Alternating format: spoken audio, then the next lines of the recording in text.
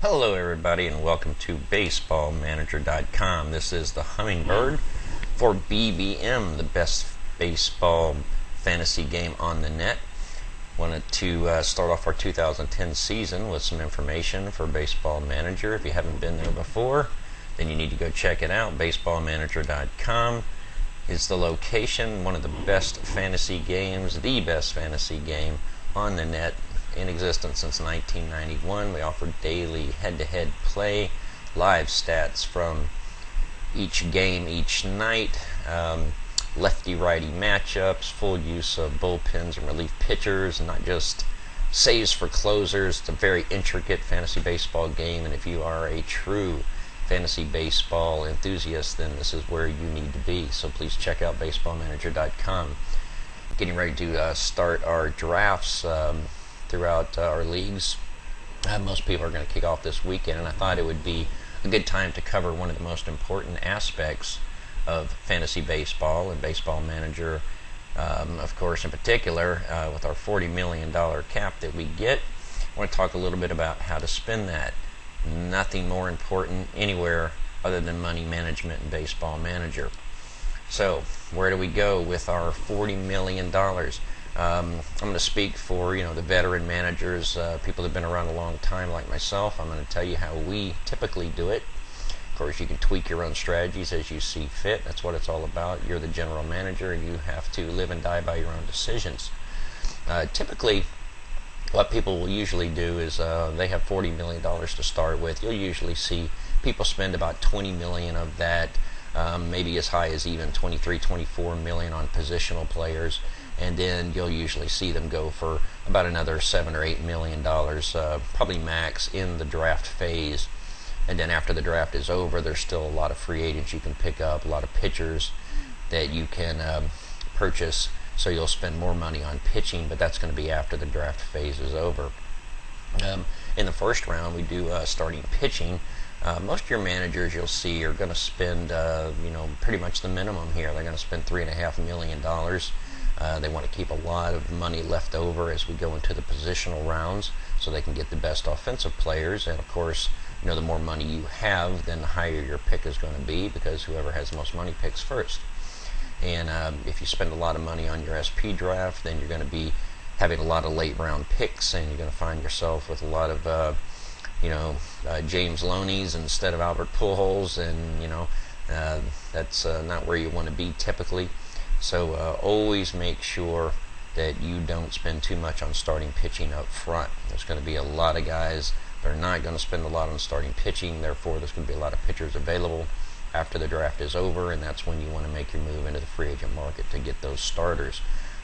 Pitchers are very unreliable. You go through the list of Hudsons and Brandon Webbs and Chris Carpenters, people that a lot of people have spent a lot of money for the last few years that have really not turned out to help them. So it's a risky proposition. Wait till the season starts and gets a week into it, and then you can start picking up some of your pitchers there as you go. A lot of the fifth starters aren't even determined yet. We're still early in spring training. We're late in spring training, but there's still some of those decisions hadn't been made. So you'll get plenty of time to pick up some of those guys. Usually, the outfield, most people are going to go anywhere from about $5 million up to the high end of $9 million even. It's hard to spend $9 million because there's not that many expensive players available after you get out of the second or third rounds. So you'll see most people go anywhere from $5 to $8 million. Typically, some will go as high as $9. Of course, the higher you go, then the lower pick you're going to have as you go through the infield draft. First base, it just really depends on where you're picking at. If you have a top 4 or top 5 pick going into first base, then you're going to probably want to spend $3.5 million or so, get a first baseman as you can. And then as you go into the second base rounds, where the depth becomes a little more minimal, then you have to make the tough decision of, do I want to spend a lot of money for a top flight second baseman, and there's only a small handful, and you also run the risk of if you go with a really high cap on especially the middle infield positions, if you get Hanley Ramirez, hey, great. But if you don't, then you're going to wind up overpaying for somebody like Escobar, perhaps in the NL. With Atlanta, he's going to be probably the second or third or fourth rated shortstop this year. And if you cap really high and Hanley's not available or Tulowitzki's not available, say in the NL, then you're going to wind up still paying an awful lot of money for a guy like that. So you need to be careful, be selective, try to take a look at where you are in the draft position-wise, and try to figure out who you think that's picking in front of you might take, and then you'll know probably who's left and how much money they might cost. So try to make a good decision there. That's where a lot of people get in trouble, by overpaying for third and fourth flight shortstops because they have their caps set way too high. Usually first base, third base, outfield is the positions people will go the highest in money.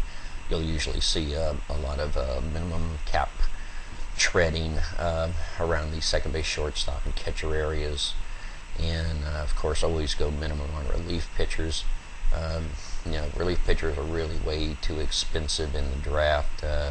You want to just go minimum for sure on relief pitching, and then after the draft is completed, we'll have a 3-day wait period, and then 15 days after that, relief pitchers will actually have in price, and that's when you want to make your move. You'll still have a day or two before the BBM season starts to be able to pick up a few guys to fill your bullpen out. Don't feel like you have to do that. If you're going to draft 5 relief pitchers, if only 2 or 3 of them are really going to be useful for you, don't panic. Don't panic and go out and overpay for a good relief pitcher right on the free agent market. Wait that 15 days, let their salary halve, and then you'll still have a good choice of plenty of relief pitchers to fill your team with. So that's my strategy tip for today. Is just try to have about, say, $8 to $12 million left after the draft is over, and I'm really speaking of NL and AL Ultimate Leagues here. 8 to 12 million is what most people are going to have left over after the draft, with an average anywhere 9 to 12, probably on the higher end of that. That's what you're going to want.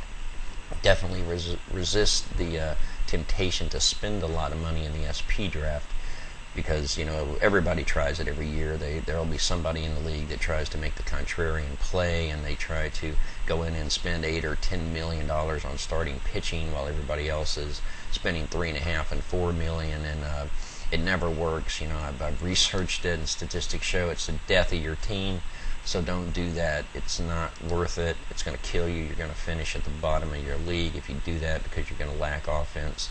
And not only do you need starting offensive players in this game, you also need depth. You've got to have backups. Since we do play left-handed and right-handed matchups, there are players that start every day that don't particularly hit left-handers well. So it's nice to have a platoon guy to bring in those situations once in a while, depending on the situation. So there's a lot of things that you have to consider in Baseball Manager. It's a very intricate game. So that's our tip for today. I hope you enjoyed it. We'll look forward to doing a few segments on some tips and strategies in BaseballManager.com.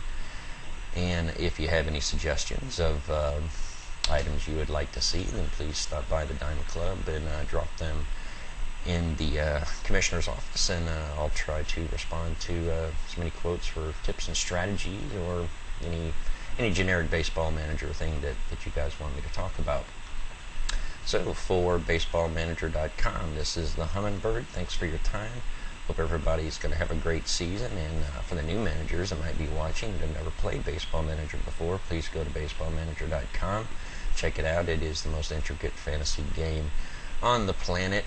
All right, enjoy your seasons, enjoy your drafts, everybody, and I can't wait to get this thing rolling. See you later.